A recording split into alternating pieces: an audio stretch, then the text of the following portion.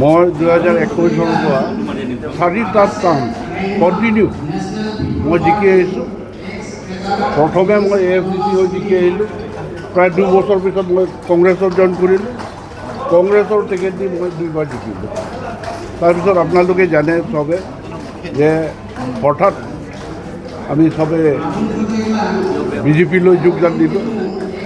তাৰ নেক্সট ইলেকশ্যনতো মই জিকিলোঁ।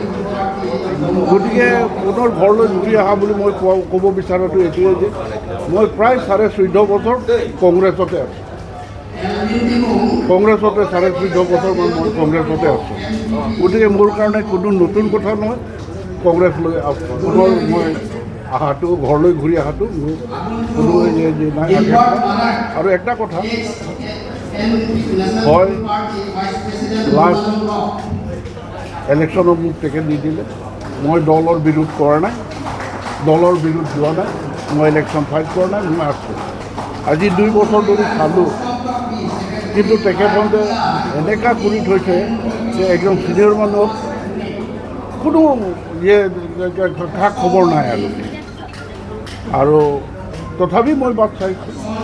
আমাৰ MP ইলেকশ্যন আহিছে, তেখেতসকলে নিশ্চয় খবৰ ল'ব বুলি ভাবিছোঁ।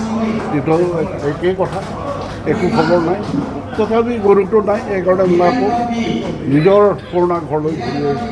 আৰু কংগ্ৰেছ একটা কথা কি, আমাৰ কাৰ্বি আংলং ৰাইজৰ যিটো ডিমাণ্ড 244A, আমাৰ ৰাহুলজীয়ে এবাৰ কৈ দিছে যে ইমপ্লিমেণ্ট কৰিব। গতিকে সেই কংগ্ৰেছ দলটো শক্তিশালী কৰিবৰ কাৰণে মই পুনৰ কংগ্ৰেছলৈ আহিলোঁ।